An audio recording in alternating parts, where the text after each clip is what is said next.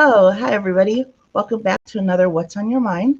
I'm your host, Nimadi Bewu, or that African butterfly, as I'm known on social media. And I'm so excited. I have my guest with me and a good friend, Marinilla Mendoza, but I call her Nilla because it's easier and fun. But we bonded through our love of Bravo and reality TV, and it's grown from there. And she has been instrumental in my journey as a newbie entrepreneur because she is a business support coach and helps people get their business and their lives together. So thank you so much for joining me today.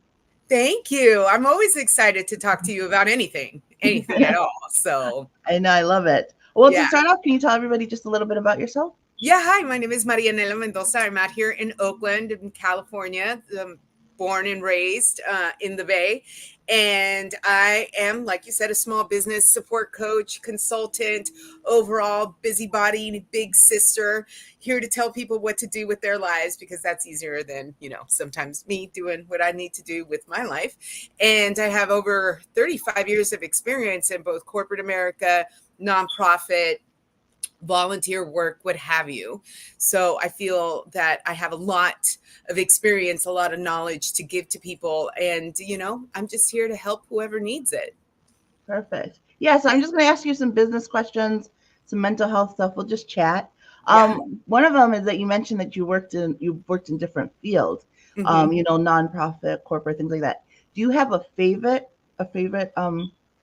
sector? You want to know something? What I'm doing now, helping other small businesses, other independent professionals, other consultants has been the most favorite thing that I've ever done. Mm, Actually, helping other people achieve their success has been far more rewarding than working for any corporate company. And let's face it, I mean, as much as I love my nonprofits and the work they do, sometimes they are their own different kind of toxicity in their own way, even though their missions might be something you 1000% support. Sometimes what happens within the organizations, ugh, is not what you would expect it to be. But being able to take all of that experience, take all of that knowledge and be able to, put it in a good little package and give it to somebody else has been actually the most rewarding thing that I've ever done. And it's made me the happiest. that's good. That's good.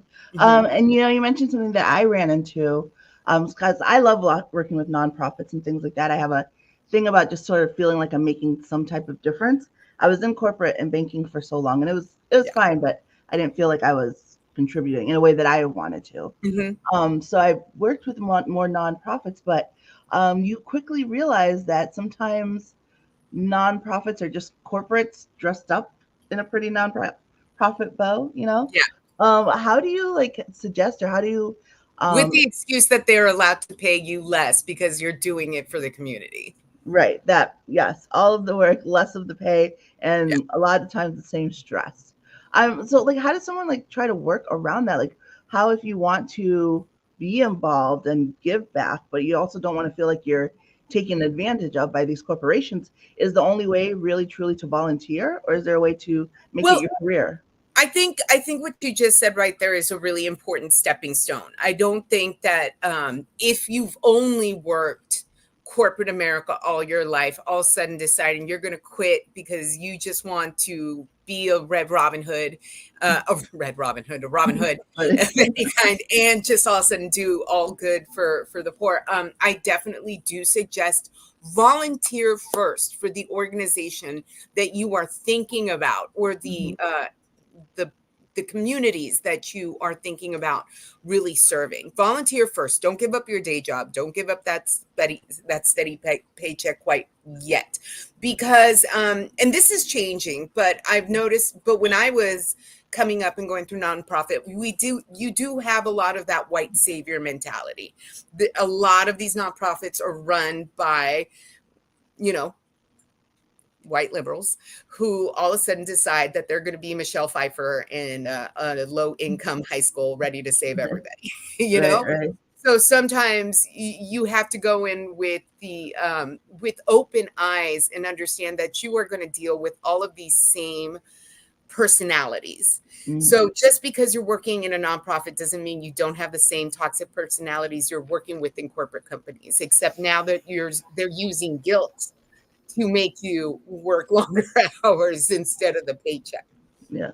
But it doesn't mean that, once you decide I found the right fit, I found the right organization, I'm going into this fully aware of what I need to do. And with, the mindset of this is now what I'm getting paid. So I'm going to have to adjust my lifestyle. Then, make that chance, take that chance, make that leap. Because I will never tell anybody don't go into nonprofit, because it's just as exciting work, just as rewarding work.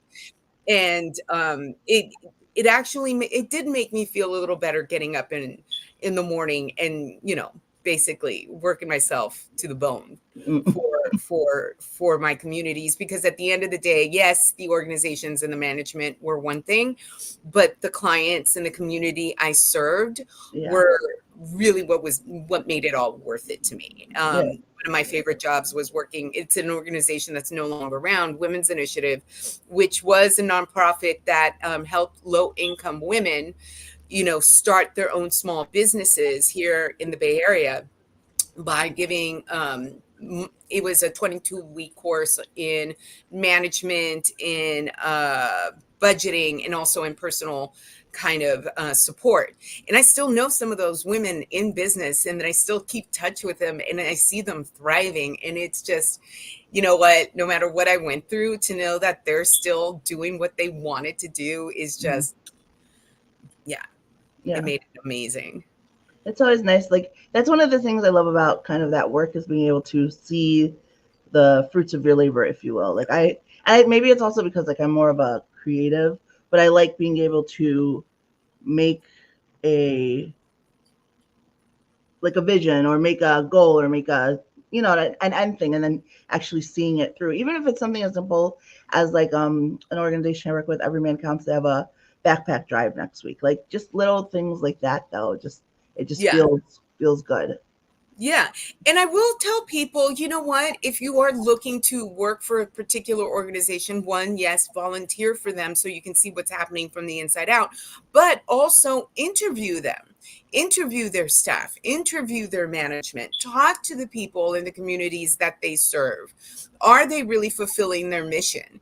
And then go from there, because we, as professionals, whether we work for ourselves, work for a corporate company, we're still selling ourselves to that entity. So we better know who we're working for and why.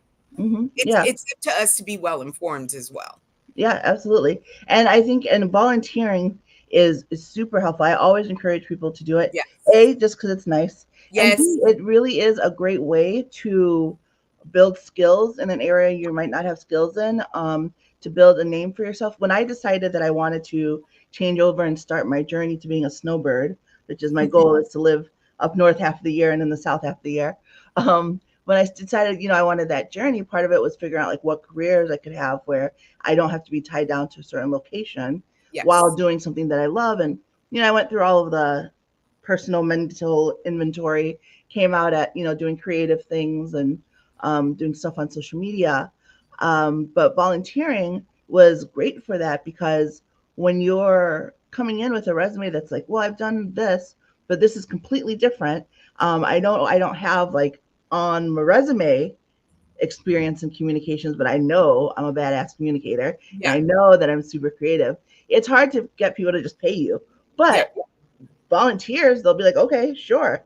And so for me, and I've always, not that I've always used this, but it's always been beneficial for me that when I want to try out something new, or when I want to see if I like something, I volunteer with an organization, and they'll usually be helpful with it, or let you kind of grow. And then you can sort of take your place from there. Because I would have loved to be like, oh, I have a dream, and then quit my corporate job, but life doesn't work that way. No. Unfortunately. And like you said, you can't just kind of just jump. And so for me, it was a matter like, okay, so I see I have to build my own table. Like, what am I going to need to do that? And then I started with the volunteering, and I waited until I, got better at that. My name started getting places, started getting recognition for it. And I'm like, okay, now I'm ready to go to the next step. But I think people sometimes estimate how much volunteering can be beneficial to you yourself. Yes. And to add to that, anything you do, any work you produce for any organization, put it on your resume. Make sure that you keep a copy of that project as part of your portfolio. Anything you do, whether you get paid for it or not, if it goes out in front of the public, Mm-hmm. make sure you get credit for it. Absolutely. There's nothing to say that just because I produced this for this organization and I didn't get paid for it doesn't mean that I don't deserve credit for it.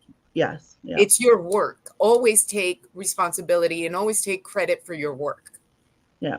And that's actually a great transition into another area that I know that I and you know from our talks that I struggle with, which is taking credit for that work and Yeah. getting what we feel like we deserve to be paid. And it's hard because, especially now, because everyone I feel like is kind of struggling. So you don't want to add to other people's struggle, but you also want to be like, well, hey, I'm worth this much, or I'm this Yeah. is what I'm contributing, and this is the work that I'm putting in. But sometimes, I mean, for me, I'm getting better, but it's been one of those struggles, especially because I like to work in the nonprofit area, because then I feel extra bad. Like I'm like, well, they probably really don't have it, so let me really charge them less, and then I end up struggling when they probably had it the whole time, and I just assume they didn't. Here's the thing. Don't shortchange yourself trying to do good for other people, because then you're not doing any good for anyone. If you are doing extra work for anyone and you cannot afford it, whether it be time wise, mentally, or economically, then don't do it. Don't do it. Don't do anything that's going to undercut your own sense of self, your own sanity. And number two, it is never a bad thing for you to take credit for what you've actually done that has been positive. I mean, I always go back to we should all have the confidence of mediocre white men in corporate America. I mean, why not? It's worked for them this far. Why reinvent the wheel? Let it work for us as well. And we already know we're producing better work because we have to. We have to be better. We have to be brighter. We have to be quicker. There is no choice in that. So never feel that somehow you can't take credit for the work you did. If anything, I'm always here to cheerlead you on and say, well, yeah, that's what we're here for. That's why that's why we went to college. That's why we did the internships. That's why we worked ourselves to the bone so that someday other people could recognize what we've done. But if we're not the first ones to recognize it, yeah, and that's not being conceited, that's not being stuck up, that's not thinking too much of yourself. I think the Australians have this saying like something about knee-high poppies and cutting down grass or something like that. But the fact that, you can't let somebody else get too big for their own worth, but we're worth a lot. Yeah. So act like it. I think that I think sometimes the struggle is, especially in the area of recognition, is that you don't want to seem like you're too conceited, and then B, a struggle that I've always had is I'm definitely getting better about this. But especially in corporate, like I would work so hard and assume that my work could be seen, that I didn't need to toot my own horn because everyone could see that I'm busting butt. Then we get to year-end evaluations and the manager would be like, "What have you done?" I'm like, "What do you mean? What have I done? What have I done?" The thing is, people do see it, but it's easier for them to forget. So it is our job to not forget what we have done. Yes. So I've learned to keep track of those things. And then even now, outside of like corporate, because I mean, like, yes, awards and recognitions are nice, but I'm not really one of those like, oh my gosh. But I also recognize that people are, though, and that it means a lot to people for me to say like this award or that award or that thing. So I make the time to apply for them, even though between you and I have to tell them like, oh, I feel so dumb doing this. Like just like, I don't know, I shouldn't, because obviously if I'm applying for it, it's because I know that I meet the qualifications for it. But I don't know, it just feels kind of like cheesy. But again, I know that it is cheesy, but neither one of us is lactose intolerant. So eat all that cheese, eat it all up, put it on that charcuterie board and lay it out for everybody to enjoy. It is cheesy. So what? And it's helpful because there really are those people, like you can do the same great work, but if you don't have certain names behind you, or you don't have certain people, certain awards behind you, they don't recognize you. And it's like, I was the same person I was before that award came, but now the price has gone up. Thank you for waiting so long. Yeah. And sometimes when you see what certain employers require as far as qualifications just to even apply for a job, like they want you to have a master's, they want you to have 10 years experience in certain areas and all of this. And it's like, what? Yeah. You know, so we have to be the ones. It's like, okay, maybe you want this, but this is what I have. And it's just as good, if not better than what you think you want. Yeah. Because we, as independent professionals, as, you know, just anyone in any kind of corporate environment, we have to be our number one product. We have to sell ourselves first and foremost. And if we don't believe in us and go, then why would anybody else buy it? Right. Yeah. Yep. And we've had some people tuning in. Thank you so much to everybody who has dropped by and who's currently listening. We saw Chef Lamont checking in. Michael Willis, Rose. Charles said, yes, take all of that positive credit. You deserve it. Yeah. And you have to be your biggest fan. And you really do. Yeah. You have to. And you know what else that has helped is the recognition that, like, because especially with social media, sometimes it's so easy to be like, oh, people don't want to see it or people don't want to hear it. But then I think, like, I love it when I see, like, my friends are doing well. Like, I am those people who, like, scrolls through my phone going, like, yes, girl, you go, girl. Like, I love it. And so for me, I only want to be surrounded by people who feel the same way. I mean, who yells the loudest when you win something, when you get that contract? Who yells the loudest? You. Yep. Yeah. Me. And am I blowing hot air up your ass? No. Nope. And yeah, so just recognizing that, like, if what I truly want, which is, I say it all the time, your vibe attracts your tribe. And I think it's something that's hard for people because we are so programmed to want to cater ourselves to making other people like us, like to move and groove in a way. Just you, Libra. Just you. Some of us. Some of us. Okay, some of us are programmed to make people like us. But, like, so sometimes, like, standing on your own and being like, hey, it's okay if that person doesn't like me. Like, and that's something that I personally had to grow through because I had to realize, like, a lot of times when people didn't really mesh with me, I didn't mesh with them either. Like, if I took a step back and stopped being offended, like, how could they not love me? I was like, wait, I don't like them, so we're good. Like, people just don't always mesh, and it's better to, like, stand in your truth and who you are and let those right people come to you. And so, like, I still struggle with sometimes, but I really, like, especially, like, sometimes posting, like, when something goes really well or something happens, I'm like, no, because, like, anyone who feels a certain type of way is not someone I want in my circle anyway. So it's good if it irritates them. They can irritate their way away from me, you know? Yeah. And I always kind of think about it. If you're really living truly to yourself, to your own values, there's always going to be that certain subset of people that aren't going to like you. But guess what? Not everybody should like you. Right. You don't like everybody. You're not there. Like, they don't pay your bills. Yeah. You know, they're not your mama. And quite frankly, at the end of the day, and I tell this, if you have a good relationship with either parent, I mean, and this is for me, because not everybody, as long as my mom is happy with me and what I'm doing and is proud of me, then that's my win. In my personal life. In my personal life, if my mom is proud of me, then I did well that day. Yeah. So you got to find either yourself or that one touchstone in your life that you really know is just 10 toes down for you and is really just telling you the truth and not just, you know, showing up because of A, B, or C, but because they really do believe in you. If you have that in your life, then you are way ahead of the game. Yeah. So that also requires that you don't listen to all of the other noise that's going around because as you said, like, I'm a little older than you. So growing up with all of this, you know, input from other areas and, you know, other voices, because I didn't have that growing up. I didn't have social media. I remember when MySpace was a thing and first started coming up, and you're all like, wait, my top 8 friends. Oh no, that was the battlegrounds, my top 8 battleground of my top 8. And I'm like, what? I mean, first of all, I have more than 8, right. But at the same time, it's kind of, I really do feel a lot of sympathy for people that have grown up thinking that social media is your mirror. It's not your mirror. It isn't. It isn't. It's just another tool.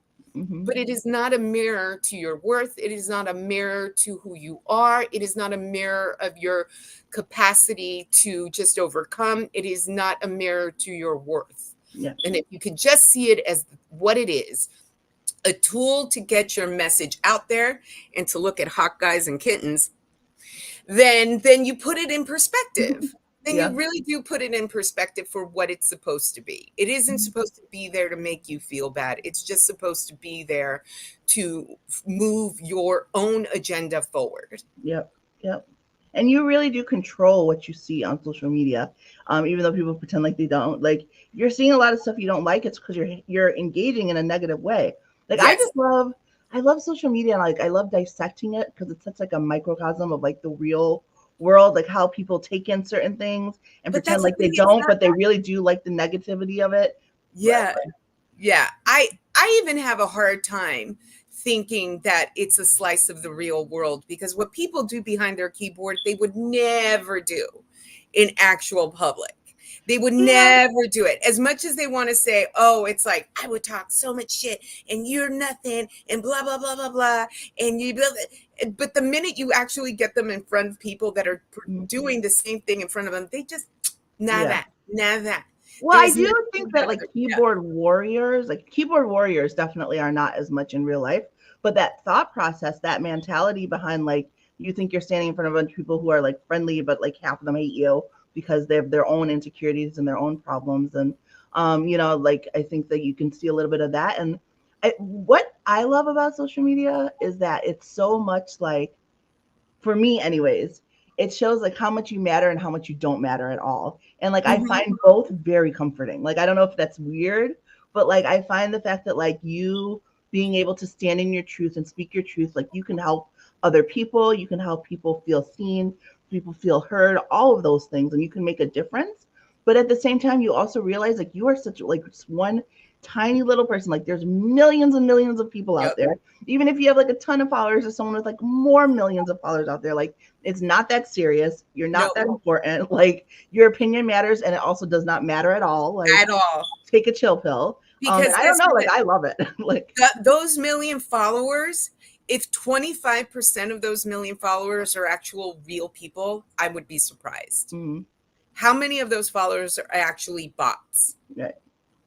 So, okay, you have 1 million followers, and how many of those are actually real people with spending power or any kind of position to actually hire you or get your message out into the real world? How many of them are actually real?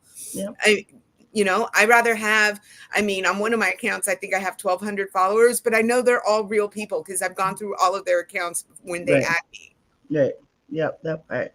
And I feel like, and it frustrates me too when I feel like people lean into the negativity of social media, because there's so much positivity that if you choose to, you could lean into. Like, especially for me, like representation, like finding people who are doing the same things as you, or like people who, I don't know, like I'm so cheesy. So I get really excited when I like come across a profile of like, you can tell just like the nerdiest person, right? And they're just like spewing nerdy things or like having like this random off whatever, but they have like a ton of followers and people cheering them on. And like, it makes me so happy because I just sort of, and maybe also because I grew up in kind of a smaller town. So I know what it's kind of like to also feel isolated with certain things about you that are different than everyone else. But I love that in social media, you get outside of that small town space. And while that person, like before social media, might have felt all alone and like nobody thinks they're special, now that person has all these people that they're interacting with and talking to. And like, it makes me really happy because I feel like I want more people to feel that. Yeah, I think that is one of the positives about being on the internet, about having some kind of social presence. But it depends on what it is you're looking for. Right. Like before social media, I didn't have other friends that liked Bravo, right? Like how you and I met. And I only had these like disembodied voices that I spoke to about these trashy women that I liked, right? But it ended up growing into something that I had to recognize, oh, this is just another tool that I can to promote my services, to promote my business. And as much as I wanted it to just be this one thing, it can be many things across many different platforms or accounts, and you don't have to always use the same thing for the same purpose. You Yeah. use whichever tool is out there to your own benefit and to your own comfort level, Mhm. because you don't want everybody to find you, I think is what I'm Right. trying to say. You don't want everybody, you know, on Well, your, and that's the other thing though too, is that like people use it for different reasons. yeah, And I think people need to also keep that in mind. Like there are some people who use it just for like their fun and their whatever. Like I miss having just my private account, and it was just my like couple hundred friends, like you said, people I actually knew, and I didn't have to second guess anything. And for my career goal purposes, I have a public page and I work on yes, growing that. But that also changes the way I maneuver. Like I comment on stuff on bigger pages a lot more as my under my page, not necessarily because I want to get into all these conversations. I mean, I do, but also because I know it helps with engagement. I know that me leaving a comment increases the amount of people who will go to my page and say like, oh, like what's she about? And like maybe you get a couple followers from that. Like, so yeah. sometimes I get in them because like I feel feisty and I want to, but other times, the other times I get in them and I'm just like leaving comments, but I don't know. I guess, and it's one of the reasons we bonded so well is like we get that it's not that serious. Like It's not even if that I deep. talk about it, like at the end of the day, it's not that deep, and It's it's not that deep. amazing to me the people who like really feel it to their core. Well, they need to get out more. Yeah, and Yeah. I mean, I like that we can bond over that stuff because, like you said, before social media, like who would you necessarily have talked to? And so it's great, but I think it's when we talk about some of the downsides of social media, especially for our mental health, is that now that everybody can see their thoughts reflected back to them, everyone thinks that their thoughts are all valid, all their opinions are valid, everything matters on the same level. Facts and opinions matter on the same level. They Yeah. don't. They do They not. People can see their feelings stuff are not written facts. out, Facts are right? just, So yeah. it creates a little bit of a problem because like there's almost no way to stop anything, right? Like once something is out there, it's out there, and when people choose to believe it, they believe it, and there's nothing you can say to them to tell them that it's wrong. And it's Hmm. just like, oh, what? Like I get speechless about it. I'm like, I don't know how to. You will have facts in front of you, facts, and still be like, I don't, no, thank you. Like, And how you do know you what? argue with that? That's when the block button is just so easy to use, to restrict access. Oh, I love that These block are button. real things. You can block people. Oh, You I can block block people who people. don't even talk to me. If you make a really mean comment to somebody else, I will Oh, block you to ensure that I never have to cross paths with you on the internet streets again. oh, That I makes me feel have good. done that. Listen, there were times in these last, especially during lockdown, when we were going through, what we were going through as a country, and I would just see people like block, block, block, block, block, block, block, and Yep, it felt good. it does. And my thing is like, well, what if we cross paths in real life for blah blah? I'm like, You're never I have going to. A, we're not going to. B, I blocked you for a reason. So there you go. Like I said what I said. Yeah. We've had a few more people drop in. Thank you, Brother Kenny, Robert, Izzy. And Izzy said, yes, click. I think she's a blocker as well. Robert, best platform on the planet. It is. Thank you so much. But yeah, I always preach that social media is what you make of it at the end of the day. Yes. And also it's a tool of our day now. Like people love to complain about it. And I'm just like, just go with the flow. People like when I hear people complain about it, I'm like, I feel like you guys are like the people who, especially as a content creator, because I do get like I try not to let it ruffle my feathers that people are so dismissive of like, oh, content creators, like we all just take pictures and like there's some thought process behind it and marketing and things like that. But people like to be dismissive of it. But I'm like, but it's like when YouTube first started and people said YouTube was nothing. And like when TV came around and people said like only people who did new movies were anything. Like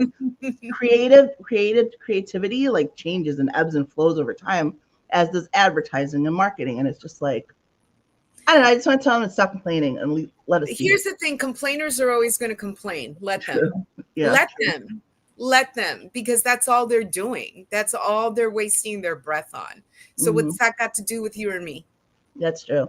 And I have found that doers don't have as much time to complain. I love when I'm too busy. As much as like engaging in the comment sections is great, I love when I'm too busy to do it. I love when I just don't have the time because I'm, living life and I don't have time to be in the comment section. And yeah, I do find that also people who do, we tend to give more grace than people who don't, because like if you try something and it doesn't work out, I think, hey, she tried it, good for her. Yeah. Versus like, because I know the fear you have to go through to try something new. I know like how you have to put yourself out there because I've done it, right? Versus the person who's never tried it, who doesn't go past the fear, who then just goes, oh, look at that person with their failure. It's like, but at least they tried. And I would take someone who tries and fails over someone who doesn't try like any day of the week. There are always going to be haters. There are always going to be haters, whether they're online, in person, in your own family, in your own, department. There's always going to be those haters. But as I say it, well, at least they're talking about you. That's yeah, and Charles said that earlier too. I think that as long as they are saying, as long as they're talking about you, as long as they have you in their mouth, then that's better. If you don't have them, then you're not doing your job. Yeah, absolutely. Absolutely. And the thing is, it's so easy to say whatever other people say, but I understand that people walk around with their insecurities and their hearts on their sleeves and wanting acceptance and wanting to know that the work they do does positively affect people. So I'm never going to tell somebody, it doesn't hurt. Yeah, it hurts. It hurts when somebody doesn't get what you're doing. It hurts your feelings when failing is a process to be successful. Yes, absolutely. But at the end of the day, you have to remember none of those people pay your bills. Yeah. If they don't pay your bills, then it's just another voice in the crowd. Like, I feel like that should be toughen. And we have to toughen up our skin, especially if we're going to go at it as independent, especially if we want to put ourselves out there and really, like you do, you're a content creator for other organizations. I'm a consultant for other small businesses. And there's always going to be the fear that I'm going to do something wrong, or I'm going to not give my client the right kind of, product, but you still got to keep going. You still have to believe in whatever it is you're doing. No matter how many times you fall, you scrape your knees, you fall on your face, you've got to get back up. That's the big difference. Resiliency.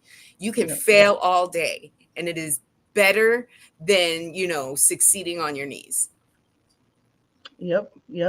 And like you said earlier, if they're not paying your bills, their opinions don't matter. I feel like so many people stop themselves from chasing their happiness, whatever level that may be, because they're so worried about what they will say. Like who is this they? I want to shake them and be like, who is this they? And why do you care? And I mean, I get it because we're kind of raised to think that way, but like for me, unless you're trying to get into a specific group, which I think people do, but I feel like people would be happier if they chase their happiness.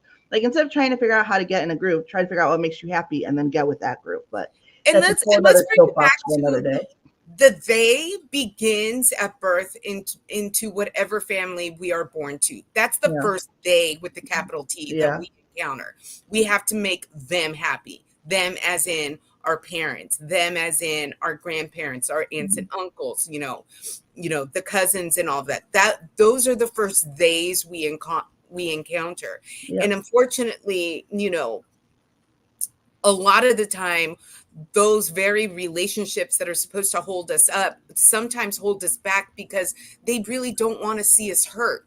They don't want to see us fail. And especially, you and I, as children of immigrants, being immigrants, coming to this country and knowing that our success isn't just important to us. It's important to the family, to the group, to the greater us that exists, because if we succeed, then it shows other people within our community can succeed as well, in spite of being the color that we are, being an ESL child, being, other, having to go into a white conference room and having them look at you and, knowing that you're not, you're not looking like everybody else. So I understand why we grow up having those fears instilled in us first and foremost, because, our people are trying to protect us. There comes a time where once we become adults and we realize that is happening, we have to have those conversations with our own people. Right. And say, I get it. I get why you're trying to limit me. I get why you're trying to keep me on a safe path that doesn't risk anything. But unless we put ourselves in the line of fire, so to speak, we're never going to gain anything. We're never going to move forward. We're never going to get more. Mm-hmm. Yep. I Yeah. think some of us are just born with the spirit of YOLO. That's what I have come to grips with. Like, there are people who are born with the spirit of staying safe, and then there are those of us who are like, well, we just got to try it. Like, I just gotta try it because I just want. Like, I would rather, kind of like I was saying before, like deal with failure than deal with not knowing. And I think it's because like I heard or I read somewhere once, people were talking about like their things at the end of the day is if they could go back, what they would change.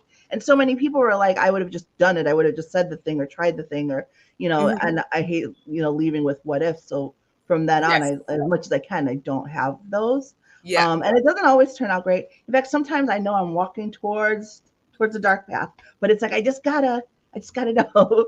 But Better to you ask learn. forgiveness than to ask permission. Yeah, you learn from it, right? Like, I feel like as long as you're learning from it, then it's not necessarily a wrong choice. Because sometimes you do have to, like, you can watch all the third person wrong choices, and sometimes you have to like make it yourself, follow in your butt, and be like, oh, okay, yeah. The shoulda, coulda, wouldas. Coulda, Yes, I woulda, talk yeah. about those all the time. And you said earlier that tough skin is a must. Yeah. And you have to remember that the world is made up of at least 95% followers. So they're attracted to what's popular at the time. It's so true. And we see it all the time. It's why people think there are overnight successes. It's like, no, those people have been in your lives that whole time. You just haven't been paying attention to them until other people paid attention. Yeah. Now you're paying attention to them. And more importantly, that overnight success didn't do it alone. Right. Another thing that we've been taught in this fake, pull yourself up by the bootstrap mentality of what is patriarchal capitalistic America is that you did it all by yourself. Nobody fucking did anything by themselves. Right. No one. Right. No one. Your Bill Gates, your Jeff Bezos, your Elon Musk, they all had an influx of money from daddy. Yeah. And then they have the audacity to act like they did it themselves. And then you have people who are like lower on the totem pole being like, well, why can't I get to that? Why can't I do that? They're starting with so much more. It's not that you can't, it's that it's that much harder for you. And then when there's opportunities to like kind of level things out and make more equity, people don't want to take it because they hear from the very rich people that they did it themselves, so they should do it themselves. And it's just like, no, they didn't. Nepotism, first of all, like so many people have their jobs. There is no bigger DEI hire than a white man in corporate America. Did you know that there is an unspoken affirmative action for white men in colleges? Because if you went just by transcripts and high school performance, it would just mostly be women. It would be mostly women and people of color. Mm-hmm.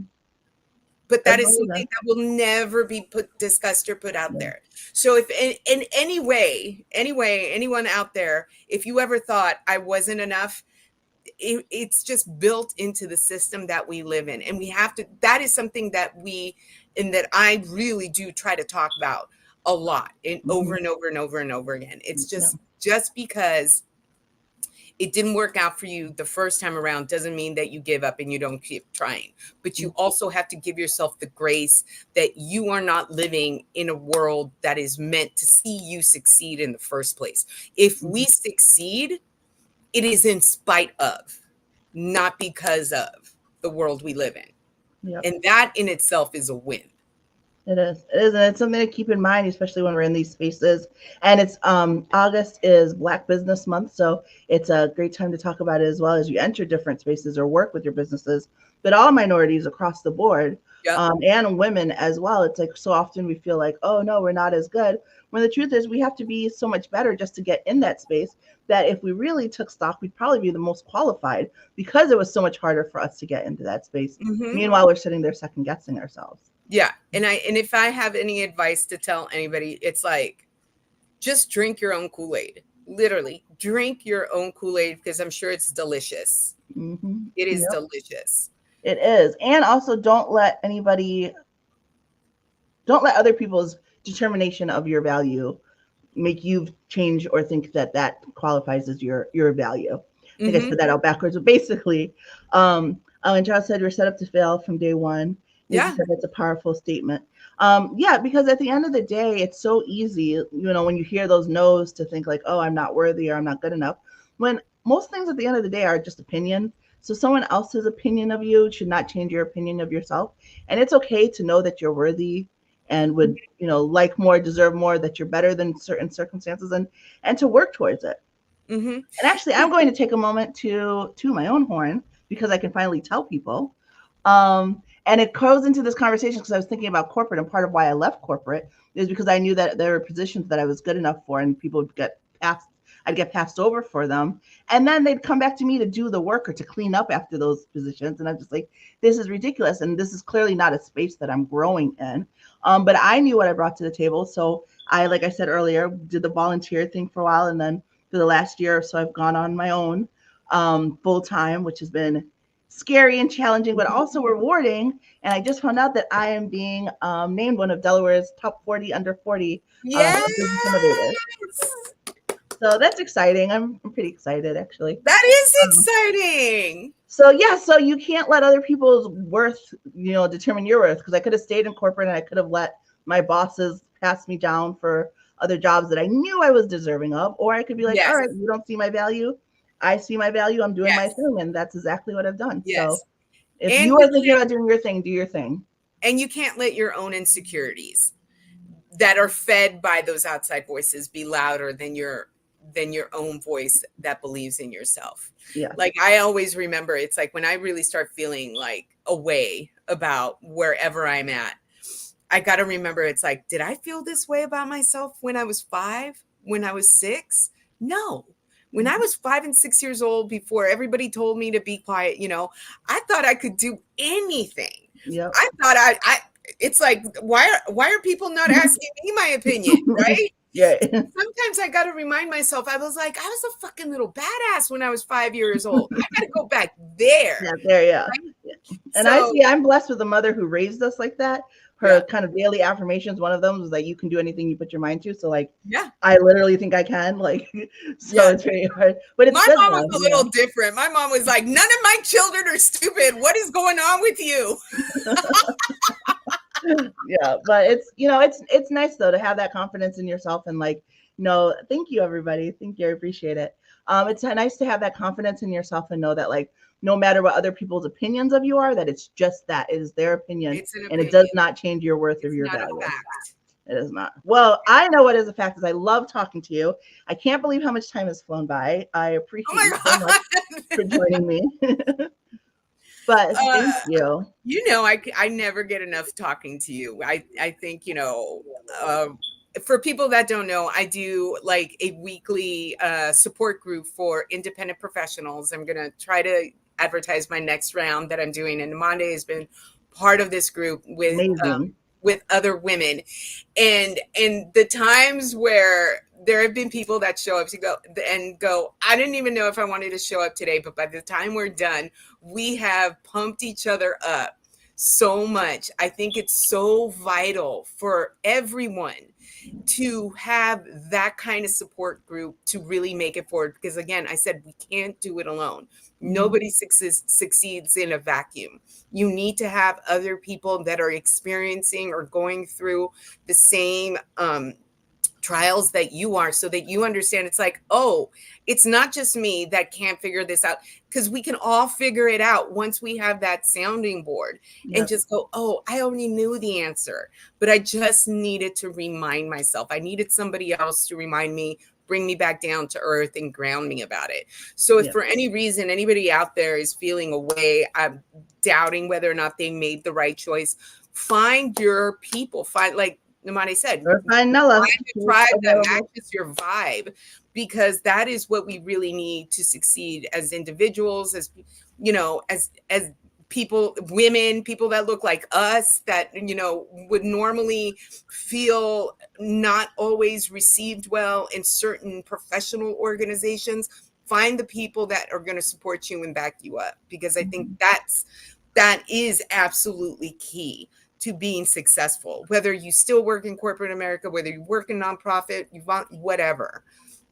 Yeah. If you believe in your mission, find other people that believe in you just as much. Yep. It is crucial. Well, thank you again so much for joining me. Thank you, everybody at home, for joining, and I hope y'all have a wonderful evening.